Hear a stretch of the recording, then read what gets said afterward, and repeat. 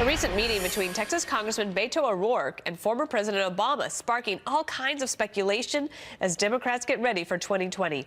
Vanity Fair reporting the get-together did not sit well with Joe Biden. Quote, Obama World insiders described the former vice president as upset, not specifically by Obama's conversation with O'Rourke, but by the former president's willingness to talk to other plausible Democratic contenders while Biden is still deciding whether to run himself. A Biden spokesman strongly denying the report, telling Vanity Fair, quote, this is unequivocally false. For more on this, Matt Gorman, former communications director at the NRCC, and John Summers, he's a Democrat strategist.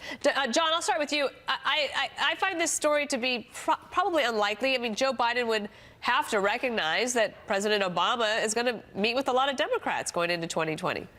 Yeah, absolutely. I thought it was an interesting headline, but I don't think there is a whole lot of there. You know, Biden's been around a long time. He knows how this stuff works, and and he knows that President Obama loves him. In fact, President Obama said one of the smartest decisions he's ever made was selecting Biden as his VP, and he even gave him the Medal of Freedom. So obviously, President Obama loves Joe Biden, but it's also no secret that President Obama has said that he wants to help support a new generation of Democratic leaders here in the country. So it only makes sense that he's meeting with potential plausible candidates. And John, you mentioned new, and Matt, let me point you to this new poll from USA Today, Suffolk University poll, showing that asking Democrats and independents, who do you want in 2020? 59% said someone entirely new. What do you think of that? Well, yeah, Joe Biden reminds me a lot of Hillary Clinton in 2013 and 2014, where they stay out of politics for a little while, their approval ratings rise, but as they start to dip their toe back in, their approval ratings go down a little bit and the rust starts to show. Joe Biden on the presidential stage has melted every single time he's been at the top of the ticket. When was the last time he ran a credible and long competitive campaign? It was before I was born in 1988. So I think if Democrats think they're going to, Democrats think they're going to nominate somebody who has a track record from the 70s, last ran their most competitive campaign in the late 80s, I think they deserve to lose this election in a very convincing way. Well, apparently he was going to talk to his family over the holidays, so maybe we'll know more in January. I did want to do this with you. Bloomberg News did something I thought was kind of fun. I know a ton about sports. I do know that March Madness happens in March, and I know it has to do with basketball. But what Bloomberg News did is they took 4 different categories and sort of did a bracketing system, and I thought I would turn it over to you. Matt, the insider bracket for Bloomberg included Biden, Bloomberg, of course, Terry McAuliffe, and Sherrod Brown. Out of those 4, who do you think might make it out of that? I think they're all as uninspiring as rice pudding, but I guess Biden has the advantage just because he's infrastructure, he has the name ID.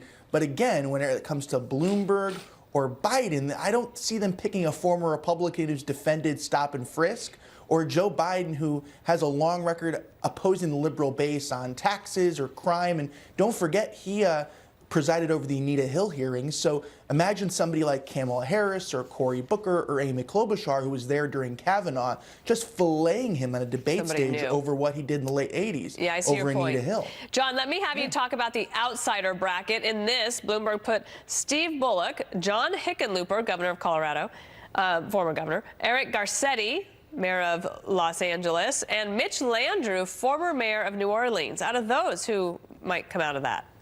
You know, that's an interesting group of people, and that's actually the category that I would throw O'Rourke in as well. I know they put him in the liberal bracket, but I'd put him more in the outside bracket. But I like the idea of Hickenlooper. I also like the idea of Garcetti. These are 2 very successful, highly experienced people, particularly Hickenlooper. You know, I have an affinity to the West, so I would love to see a governor from Colorado be elected, someone who's got executive experience, but who also understands the challenges of the West.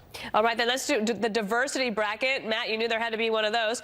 Kamala Harris and Cory Booker, 2 people you've already mentioned. Julian Castro, Kirsten Gillibrand, and Amy Klobuchar fits into that bracket. Yeah, let me just say first, I don't think any of these are the token diversity candidate. I think everyone in their own right, regardless of their gender or race, has a really compelling case to be president or to run a real campaign. I think this is actually the bracket with the most promise. I think Kamala and Cory Booker and Kirsten Gillibrand have really strong cases to make. I think in the end, whoever comes out and can both inspire the liberal base and give them the same hope or the liberal awakening that Ronald Reagan gave the conservatism in the 80s, as well as somebody who can prove they can take the fight to Trump. I think that's why a prosecutor like Amy Klobuchar or Kamala Harris is a real big appeal in this bracket. All right, the last one then to you, John, the liberal bracket. We mentioned Beto O'Rourke is on that, but Bernie Sanders, Elizabeth Warren, and Tom Steyer, who apparently is going to make a run for it. Your thoughts on that one? I think the only one in that group who would actually have a chance at winning would be Beto O'Rourke. All right. I mean, he's just, you look at the others. I think Elizabeth Warren has already done a lot of damage to her brand. I like Bernie Sanders, but I just don't think that he fits that sort of new vibe that people are looking for now. There's a lot of excitement around O'Rourke, and so I could see him actually coming out of that. Well, it's fun to have a Westerner on. John Summers, thank you. And Matt Gorman, we'll see you next time. Thank you. See you. Thank you. So